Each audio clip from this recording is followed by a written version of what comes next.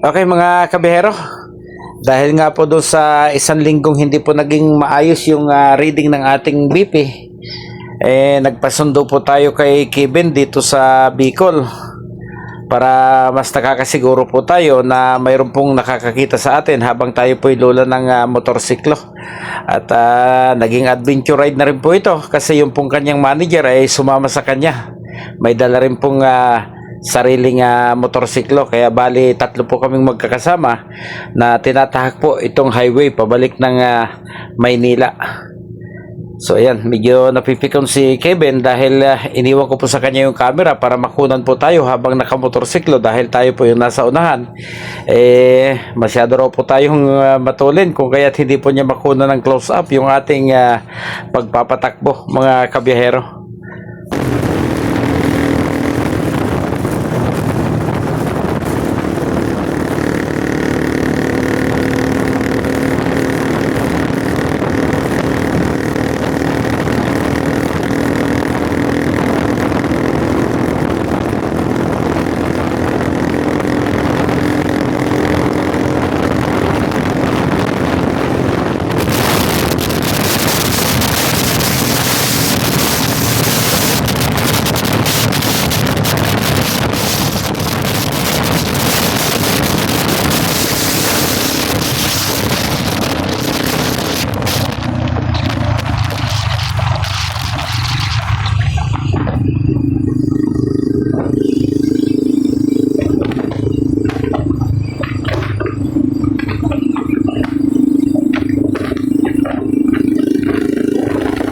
So sa mga hindi pa po nakakarating ng Bicol region mga kabihero, ito po yung highway na inyo pong gagamitin paroon at pabalik ng Maynila. So hindi naman po siya kapangitan, malawak po yung kalsada. Kaya lang may mga lugar po na talaga pong ubod ng lubak, at kung hindi po nyo kabisado, mas advisable po na dapat may panahon para makapagpreno dahil baka po kayo masurpresa ay hindi ho biro-biro yung lubak na naririto. Matatimingan nyo po ay napakalalalim at napakalalaki, at kung minsan ay parang sungkaan na sunod-sunod yung mga lubak, lalo na po doon sa gawin ng Quirino Highway na ngayon po ay tinatawag na Andaya Highway. So yung Andaya Highway po ay nagsisimula po sa Taras, Sipocot, Camarines Sur at nagtatapos naman po doon sa Old Highway na nasasakop naman po sa ngayon ng bayan po ng Santa Elena sa lalawigan ng Camarines Norte.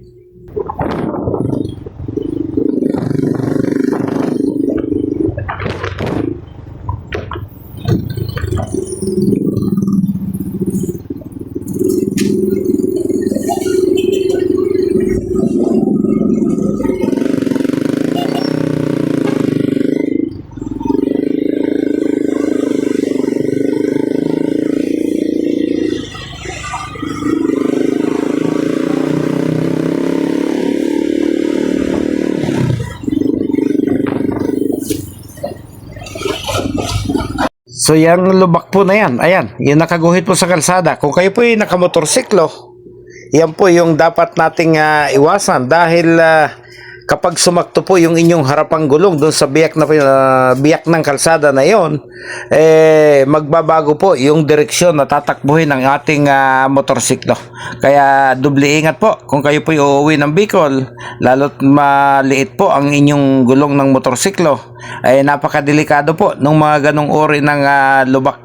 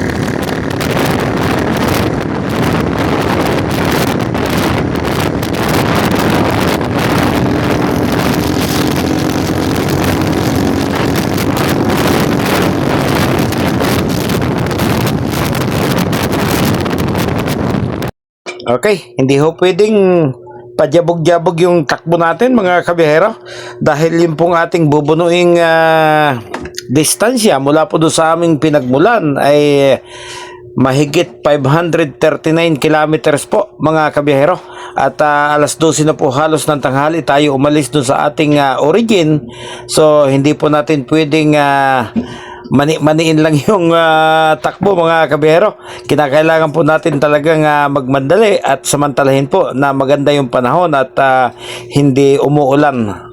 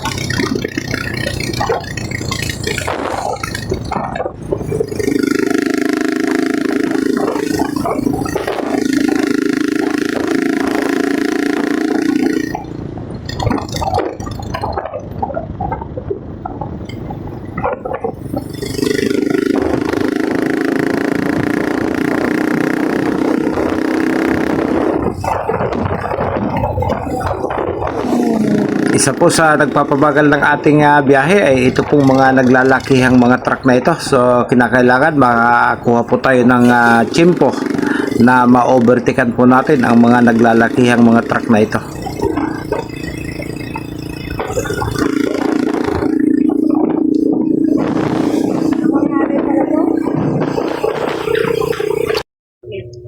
So, salamat po sa ating videographer, si Shena, yung pong jowa ni Kebs. So, siya po yung kumukuha ng video. Kung kaya't makikita po ninyo na tayo po yung nasa harapan ay nakukuha ng buong video habang tayo po ay tumatakbo mga kabiyahero. So, napakahalaga rin po talaga na may nagbibideo sa likod para makita po ng buo yung iyong galaw doon sa harapan habang tayo po ay tumatakbo mga kabiyahero.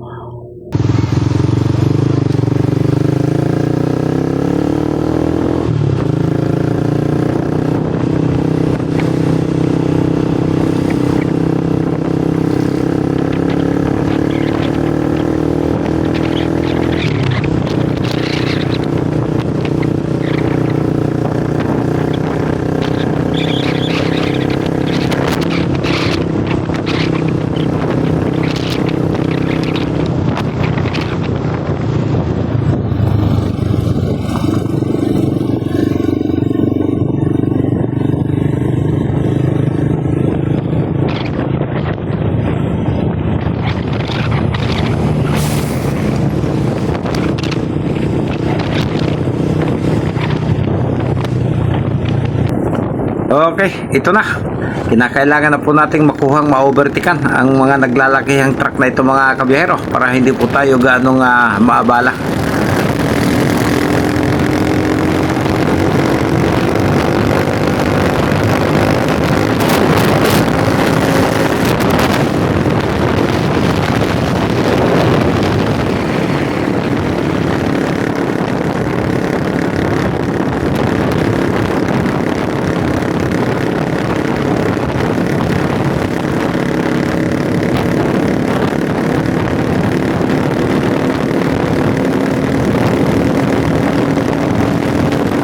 So, ang ating pong gamit na motorsiklo ay Rossi SSX 200 at ang kay KB naman po ay Rossi Mojo 200. So, pareho po siyang 200cc mga kabihero.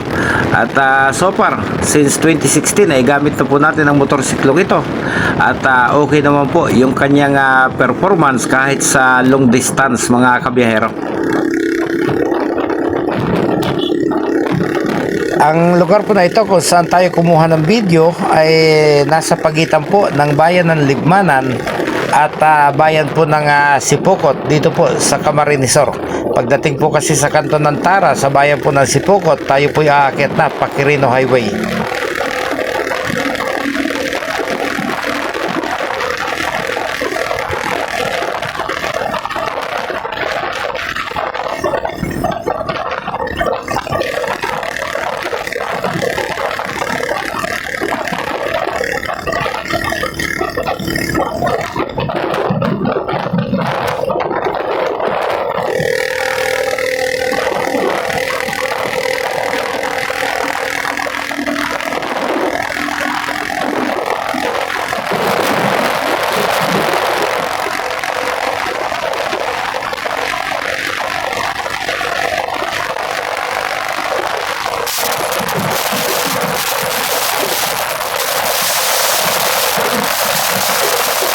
Okay, so medyo mahaba-haba na po yung ating tinakbo. Mahigit 12 minutos na po. Sapat na po siguro itong haba ng video ito para ako po yung pansamantalang muling magpaalam sa inyo mga kabihero. Maraming salamat.